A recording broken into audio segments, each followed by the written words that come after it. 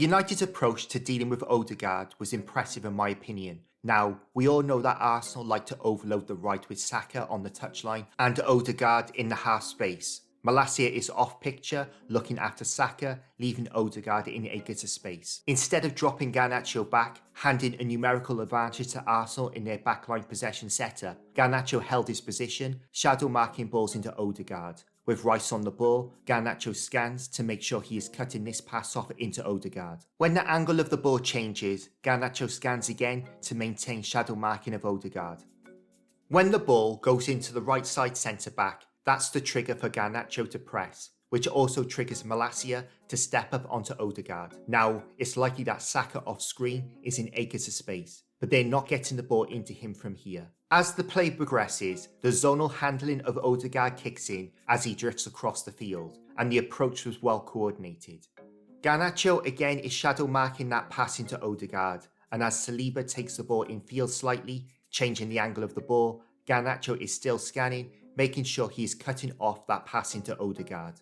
In this last example, Garnacho scans again, and although Arsenal get the ball into Ødegaard, he's had to drop in front of Garnacho, which gives him the chance to get out. So this combination of shadow marking and zonal marking of Ødegaard, depending on where he drifted, did a good job of keeping him out of the game. First game of the season, I highlighted that United's low defensive line was opening pockets and that it needed to be 6 to 7 yards further forward. Then the Ten Hag Remainers pile in, saying United haven't got the players to play with a high line, a lack of pace by all accounts. So let's look at that. Same players, different coach. Now, there are two aspects to this. The first is, whoever the spare man in the back three is, they step up the pitch onto any attackers dropping off the top line. Evans didn't do this well enough against Ipswich, Hutchinson had a field day, and Amorim criticised Evans for this after the game. Against Arsenal, look at where Maguire is. In this situation, as the spearman, he knows his job, he's committed and wins the ball.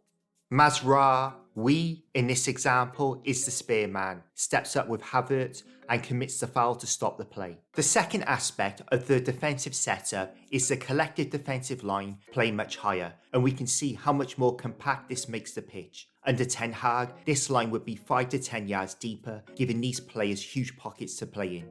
Now, the reason people think you need pace to play with a high line is because if the opposition beat it, you need that recovery pace. It's a fair point, and I agree it's beneficial, but not essential. In this example, Partey plays a good ball that nearly gets Saka in. The problem here wasn't the high line, it was the lack of pressure on the ball, allowing that pass.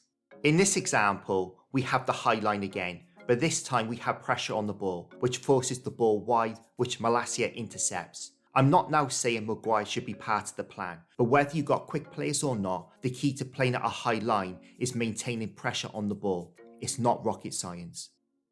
The Devils' verdict is, it was a boring game, but Amorim set the team up well and made it difficult for an informed Arsenal team. Although we didn't really look dangerous in possession, we controlled the ball well, particularly at the back. Mazraoui was immense, and it helped United alleviate pressure and stop Arsenal building momentum. All in all, it was a positive performance in my opinion, and gives us confidence going to the Etihad a week Sunday. Thank you for watching, and I'll see you in the next one.